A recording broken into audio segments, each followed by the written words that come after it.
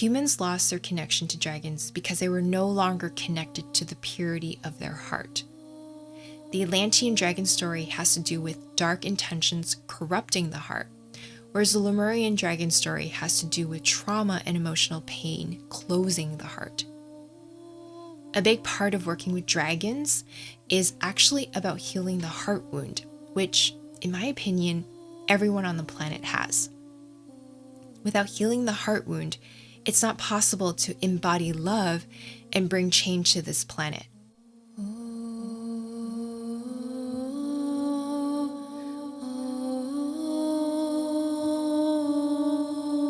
Hi, my name is VickiLynn, and welcome to the Higher Perspective Podcast, a show about seeing the truth to heal. In each episode, I explore the non-physical realms that make up most of reality to bring awareness to the importance of spiritual health, inner healing, and bioenergetics so that you can awaken to the truth of who you are.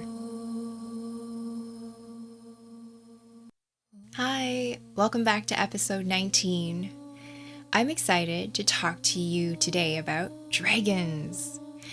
I've actually been immersed in dragon energy for a while now, but ever since we started doing planetary grid work with them in my healing circle, they have been coming into my life a lot more and in very interesting ways. My first introduction to dragons happened back in early 2024 when I did an ancestral healing session on myself to clear karmic issues I had with my dad. My relationship with my dad has been an extremely challenging one since the day I was born. He has been the source of tremendous pain and anger in my life. I tried a lot of different things to heal my relationship with my dad, but nothing seemed to work. I was at my wit's end, so I decided to take a soul journey and ask Spirit to show me what I needed to know about the situation. What I discovered was my ancient paternal ancestors had a blood connection to the Primordial Dragons. When I went through my paternal bloodline to energetically clear it, I found the lineage was carrying severe trauma and emotional pain because of all the horrible things that had happened throughout history. This resulted in a closed heart, which cut off their connection to the dragons. Part of the reason my soul incarnated into this bloodline was not because I needed to experience the effects of generational trauma. It was because I needed to heal that trauma so I could reclaim my ancestral connection to the Primordial Dragons. Trauma acts like shackles that keeps us locked in an invisible jail cell, and it also disconnects us from our heart. So without healing the trauma, it would not have been possible for me to reconnect with the dragons, and I really needed to do that because dragons play an important role in helping us take back our personal power as well as our planet. The reason I wasn't able to overcome the relationship challenges with my dad was because I hadn't uncovered my ancestral connection to the Primordial Dragons, and my dad held the key to them. The never-ending relationship problems was my higher self attempting to guide me to look deeper into the problem so that I would find the key to unlock the hidden connection and help rescue the Primordial Dragons. I say help rescue them because during my soul journey, I was taken into the void, which I later figured out was inside the Mariana Trench in the Pacific Ocean. There, I saw a clan of 12 serpentine dragons being held in captivity.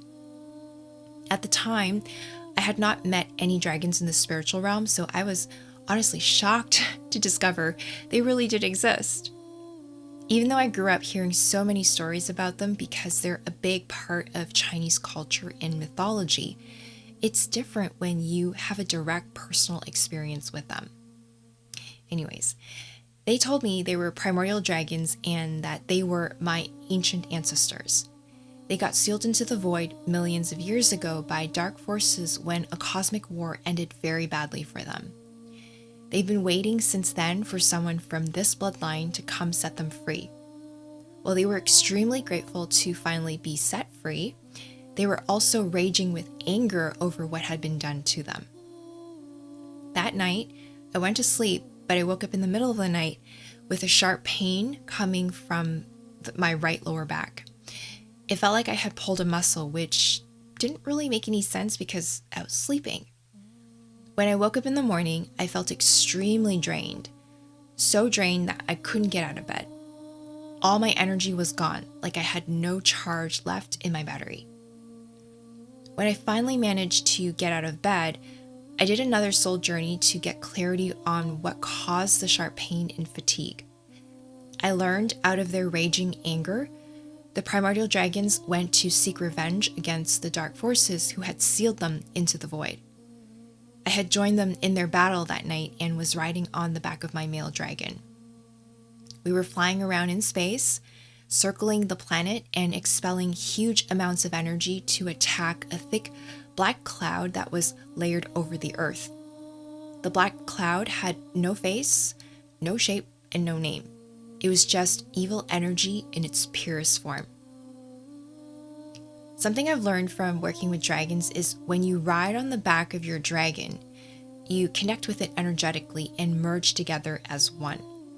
Therefore, what happens to your dragon in the spiritual realm is also what happens to you. I felt a sharp pain in my lower back because my dragon got injured in his back while in battle. The fatigue was because my dragon was completely drained after expelling all his energy to attack the cloud of dark energy. While I didn't consciously remember these things in a dream that night, I did feel the effects of it very strongly in my energy body. When I talk about my dragon, I just want to clarify I don't mean it like I own a pet animal. Dragons are actually an external expression of our spiritual energy, so they are technically us in a greater form. I discovered this when I was getting to know my female dragon. I remember standing beside her after a soul journey we took together to visit the sun. I was admiring her beautiful, shiny purple scales with gold. When I felt into her energy, I could sense she was so gentle, kind, elegant, poised, and confident. I remember thinking how odd that her color and energy was exactly like mine. I mean, what are the chances that our energy would be nearly identical? Then I heard her telepathically say, "Silly, I'm you." Everything made sense to me after that. She was the external expression of my inner feminine energy. That's why her energy was just like mine. Because everyone is made up of masculine and feminine energy, this means everybody has two dragons, a male and female one to represent their inner masculine and inner feminine energy. In most cases, a person will work with one dragon at a time until that energy is fully healed and integrated. For example, if a male dragon reveals itself to a person first, it's probably because that person has either excessive or deficient male energy from an unhealed masculine or father wound. The male dragon appears as a symbolic way to guide the person towards healing this wound so their male energy can be brought back into balance. Once this is completed, the male dragon gets integrated into the person and there is no separation between the person and the dragon anymore. The dragon disappears spiritually, not because it's gone, but because it's become one with the person. In some cases, it's possible for the person to work with both their male and female dragon at the same time, especially if their masculine father and feminine mother wound are intertwined. Once the male and female dragon gets fully integrated, a person's golden dragon body begins to form. This is an advanced light body needed to reach the highest form of transcendence, which is when a person can take their physical body with them out of the 3D and into higher spiritual dimensions. This is not the same thing as a person's soul crossing into higher dimensions when the person dies from disease or old age. Instead, this is about mastering the elements so you can ascend into higher spiritual dimensions with your physical body. Basically, we are talking about physical immortality achieved through the authentic and natural way. All the transhumanists today who are opting for life extension technology, such as implants to merge with machine, gene editing, and uploading their consciousness to the cloud, are trying to achieve immortality the lazy way. That is, without putting in the time and effort needed to heal and cultivate their spiritual energy. They believe they found a way to cheat the cosmic game using technology to achieve the same results, but they really haven't. Their way of achieving immortality imprisons a part of their soul in the digital world, and that's really not a place you want to be trapped in. Another thing is, transhumanists rely on technology to give them spiritual abilities such as telepathy and achieve immortality because they've degenerated so much they actually don't have a way to do those things naturally anymore, like how you and I can. The golden dragon body is something that forms out of long-term spiritual cultivation.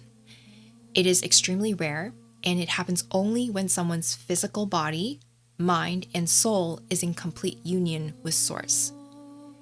What I mean by this is the person will be in perfect physical health where they don't suffer from any disease or display any signs of aging. This alone is pretty difficult to achieve because of all the things we are subjected to in our physical reality.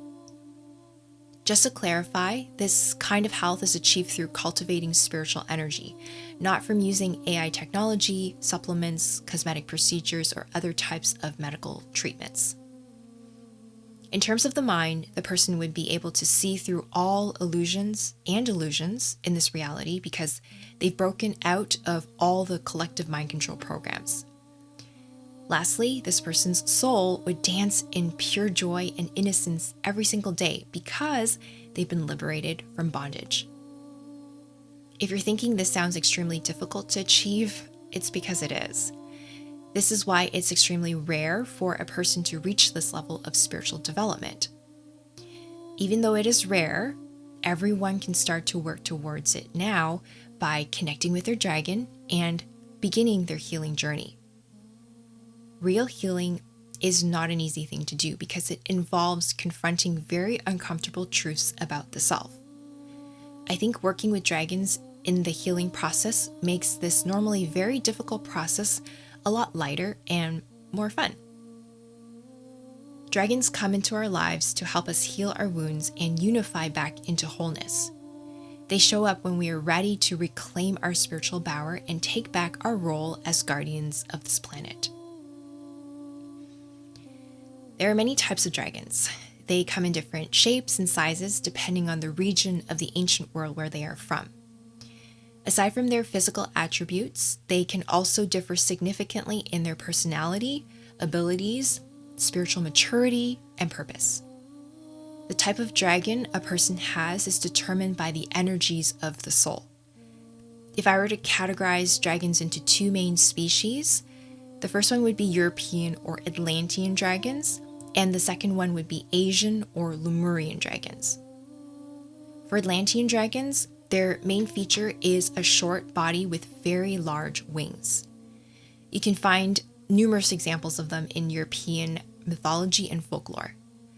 There are also examples of them in pop culture, such as movies like How to Train Your Dragon and The Lord of the Rings, or TV series like Game of Thrones and House of the Dragon. The Hydra, or multi-headed dragon, would be another example of Atlantean dragons. My understanding is those were Atlantean dragons who got genetically altered back in Atlantis by scientists who were interested in creating monstrous beasts for power. For Lemurian dragons, their main feature is a long serpentine body. They don't usually have wings. You can find examples of them in Asian history and mythology. There are also examples of them in pop culture, such as movies like Disney's Mulan and Raya and the Last Dragon. Lemurian dragons are seen as benevolent celestial creatures who are often associated with spirituality, good fortune, wisdom, and prosperity. Lemurian dragons can be further categorized into two main types. The first type is Primordial Dragons, which I mentioned earlier in my ancestral healing story. The second type is Elemental Dragons. The primordial dragons are actually not from Lemuria.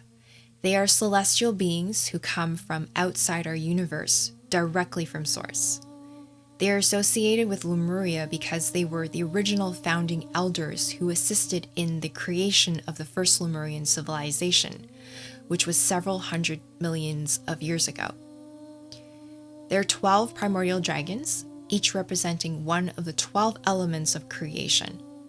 These dragons came to Earth billions of years ago to terraform the planet so it could support life. They did that by forming the crystalline grid and dragon currents, which helped stabilize the electromagnetic energy of the planet. These primordial dragons are also known as the Ancient Ones. I made a light language song about them a couple of years ago called Return of the Ancient Ones. They are original celestial ancestors, timeless beings, and master architects of many universes. They have returned at this time to help prepare the planetary grid for the rise of the fifth Lemurian civilization, the one we are co-creating right now. The elemental dragons are an offshoot of some of the primordial dragons. They are earth-based creatures who embody the elemental energies. They live in fifth dimensional Lemuria and act as guardians of the earth. They can be found in the non-physical realms at powerful energetic nodal points such as volcanoes, mountain ranges, subterranean caves, and deep ocean trenches where tectonic plates meet. Their job is to regulate the elemental forces, maintain the energy grid of the planet, and guard the entrance of sacred portals. The exploitation of nature, the dumping of chemical toxins into the environment, and geoengineering initiatives carried out by humans really upset the elemental dragons. Part of the planetary work my healing circle will be doing this year involves working with these dragons to resolve some of these environmental issues on an energetic level. Change always starts at the energetic level first before it will take form physically.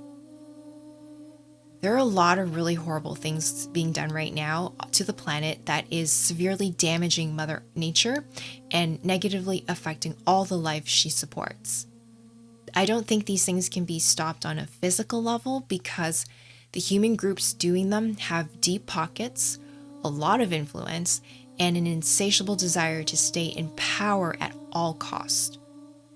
It's not realistic to expect we can put an end to those things in the physical, so that's why we're doing it energetically through planetary grid work and in partnership with extremely powerful spiritual beings such as dragons.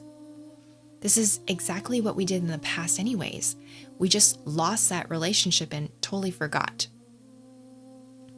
In the first cycle of Lemuria, many millions of years ago, we had a beautiful relationship with dragons. We worked closely with the primordial dragons to build the energetic grid needed to support the rise of the first Lemurian civilization. They taught us how to be guardians of our planet and honor all life forms.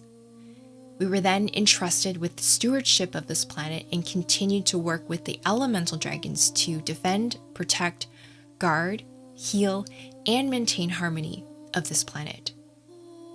However, all that changed when darkness found its way into the creation story. Not only did the primordial dragons get locked away, as darkness spread, human consciousness also fell, and people started making choices rooted in violence, control, power, and greed. In particular, during the time of Atlantis, humans wanted to possess the immense power and magical abilities of dragons. They believed if they consumed the life force energy of dragons or concentrated their essence into objects they wore, they would be able to possess their power and abilities. And so dragons got hunted by humans for their parts to the point of extinction. This is where all of those European folklore about dragon hunters and dragon slayers come from. There's a story of a Nordic dragon slayer named Sigurd who had killed a dragon and was roasting its heart. While cooking, he accidentally burns his thumb and puts it in his mouth, tasting some of the dragon's blood. After that, he gains the ability to understand the language of birds. The birds warned him someone had plans to kill him. Armed with that knowledge, he was able to prepare and prevent his own death. I'm sure stories like that spread like wildfire in the old world and encourage more people to hunt dragons. I mean, who wouldn't want to gain magical abilities and spiritual knowledge that could give them an advantage in life, right? Aside from the blood and heart of dragons, the scales and bones were also highly desired.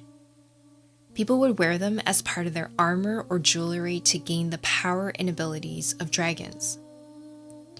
What isn't well known is people also used alchemy to extract the dragon's life force essence out of those body parts and perform ritual magic to either energetically bind the dragon to a person or put the essence into the objects they wore. This binding would give the human the power and ability of the dragon. While folklore paints dragon hunters and dragon slayers as heroes who saved innocent women and children from evil monsters, they never mention how dragons became evil.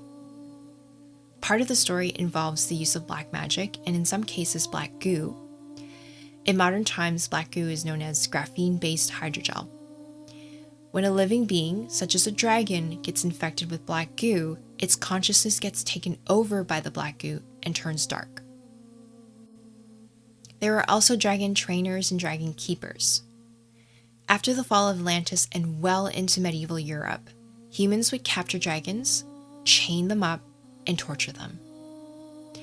They did that to create pain and aggression in the dragon so they would become vicious monsters in battle. That's how they were training dragons and what they were training them for. Dragons, very much like technology today, are neutral. It's what humans choose to do with them that makes them good or evil. And what humans choose to do is based on their level of consciousness. During this part of our history, human consciousness was very low. People were obsessed with acquiring power and control through domination and manipulation. Dragons unfortunately got caught in the middle of it and became a vehicle for humans to play out certain stories. Remember, dragons are an extension of us, so if they are depicted as aggressive monsters, it's because they were expressing the internal evil, violence, and chaos of their human counterpart. The Lemurian dragon story carries different themes compared to the Atlantean dragon story. Instead of violence, power, and control, the Lemurian dragon story is about trauma, separation, and passivity. Regardless of which story your soul resonates with more, they both share the same root problem, which is a big dragon heart wound. Humans lost their connection to dragons because they were no longer connected to the purity of their heart. The Atlantean dragon story has to do with dark intentions corrupting the heart, whereas the Lemurian dragon story has to do with trauma and emotional pain closing the heart. A big part of working with dragons is actually about healing the heart wound, which, in my opinion, everyone on the planet has. Without healing the heart wound, it's not possible to embody love and bring change to this planet. People talk about love a lot, especially in the New Age community where the phrase love and light gets thrown around very casually. However, it's one thing to talk about love. Embodying divine love or being a living example of divine love is a totally different thing. In order to embody divine love, the heart wound has to be healed, and that requires feeling very uncomfortable emotions. When a dragon reveals itself to a person, it's usually because the person is ready to begin the journey of healing their heart. They are connected to their heart wound because they also have a big heart wound themselves, so we share a similar problem as them. Remember earlier I shared the story of dragon slayers and dragon hunters killing dragons for their heart? Well, many dragons had their heart ripped out, and so they are missing one. Many of them actually need a new heart built for them. I discovered this several years ago when I was doing a soul retrieval for a woman who was a dragon soul incarnated in human form. For soul retrievals, I normally bring the soul fragments back into the heart, but during her healing session, I discovered her upper chest was sealed shut. There was a thick metal barrier covering her heart. It was weird because during her session, I couldn't feel any heart energy coming from her chest. It was as if there was nothing behind that metal barrier. After the session, she told me she knew I was struggling during the session to get to her heart. She explained the reason I couldn't feel anything was because she lost her heart in a past life, so doesn't actually have one. She didn't know the details of what happened though. It wasn't until a few years later when I started to work with dragons that I put the puzzle pieces together and realized her missing etheric heart had to do with her dragon story. What I ended up doing for her was building a template for a new heart and then did etheric surgery to connect it into her energy body. As I was clearing out the empty hole where her heart was to be placed, I discovered she had a really big AI implant hidden in the back of her chest cavity. This implant was one of the biggest ones I've removed from someone, probably because it was a dragon implant. It extended down her spine and up into her brain. The head of the implant was placed in the empty space where her heart would have been, essentially replacing her heart. The device was siphoning her life force energy and using it to power the machine world. Without removing the implant and closing the portal into the machine world, it would not be possible for her soul to be freed and to regain sovereignty. The implant felt very ancient to me, so my guess is it was put into her several millions of years ago, probably during one of the early cosmic wars. I don't have clarity on the full story yet, but what I do know is the dragons lost the battle against the dark forces. Some of them got locked away, others got enslaved and used for their power. There were also dragons who got infected with black goo and became evil. And just like this woman's story, some dragons got implanted with AI technology and were under control.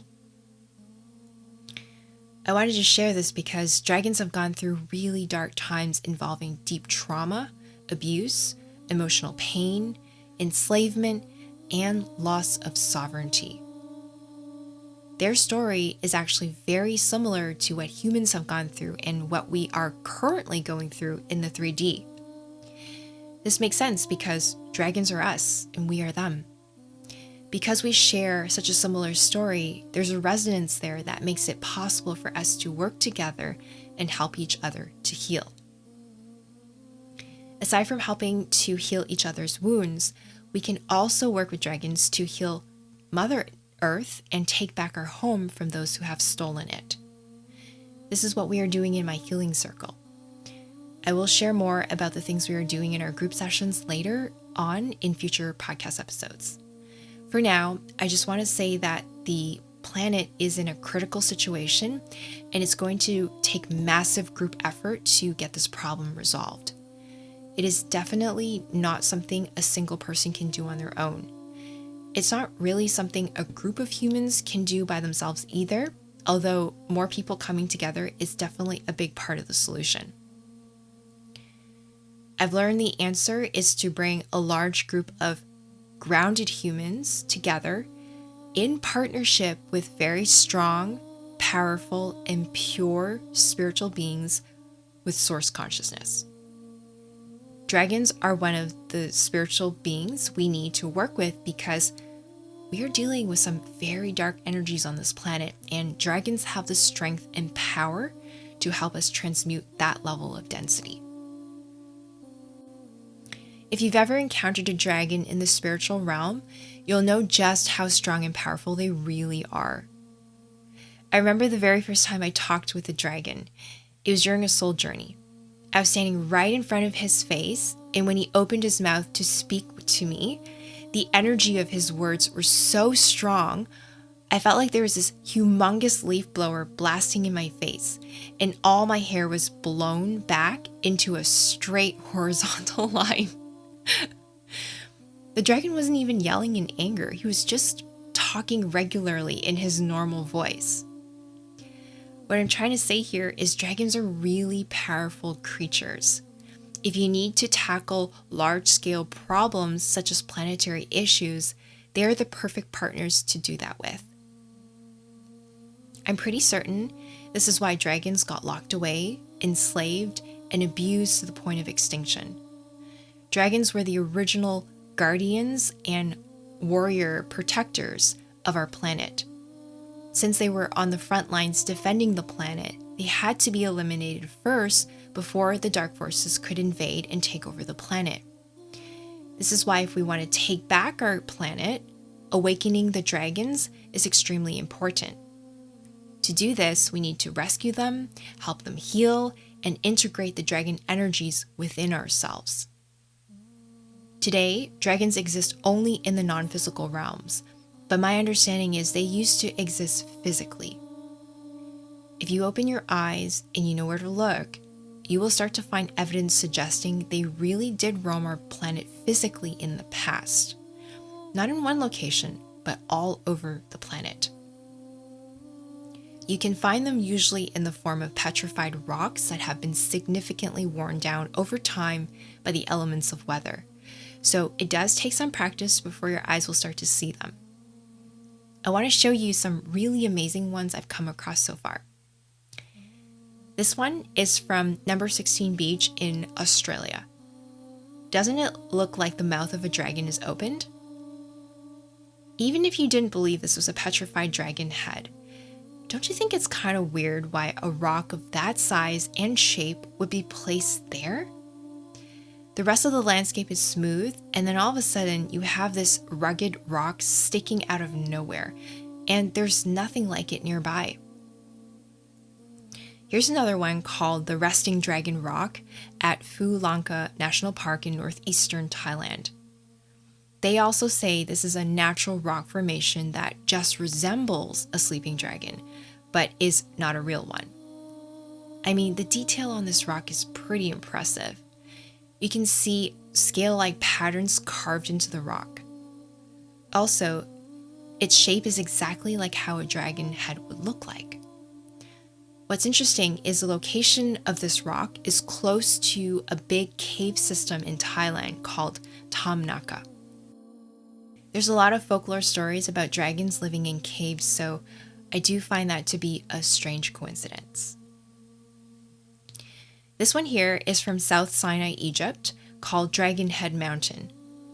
If you're having trouble seeing it, here's a picture that highlights its eyes, which makes it really obvious. They also say this is a natural wind-eroded rock formation that just happens to resemble a dragon's head, but that it's not a real petrified dragon head.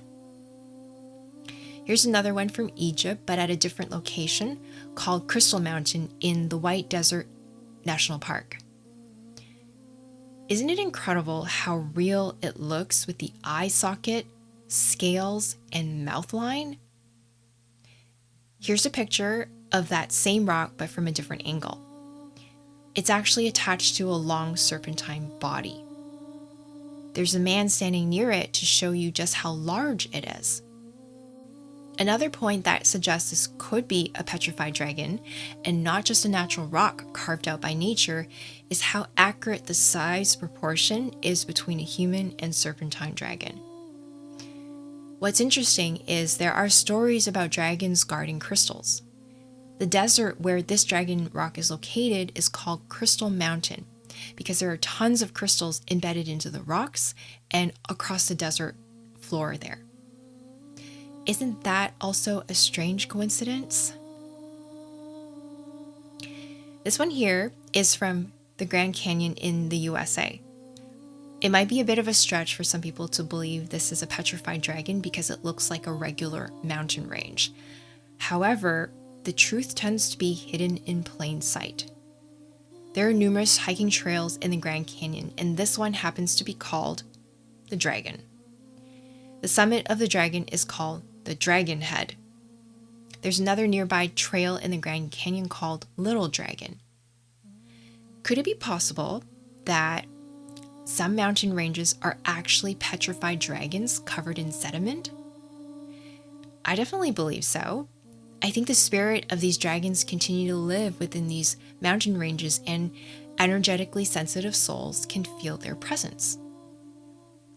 Several years ago, I went to Peru and I did the 4-day classic Inca Trail hike to visit Machu Picchu. The hiking trail takes you through the beautiful Andes Mountains, and I remember being totally enamored by the mountains along the way. There was this very powerful energy coming from the mountains that made them feel like they were alive to me. I was blown away by the energy so much that I told the tour guide I could care less about going to Machu Picchu and that I just wanted to stay there with the mountains. He told me tourists rarely ever notice the mountains because they are so focused on getting to Machu Picchu.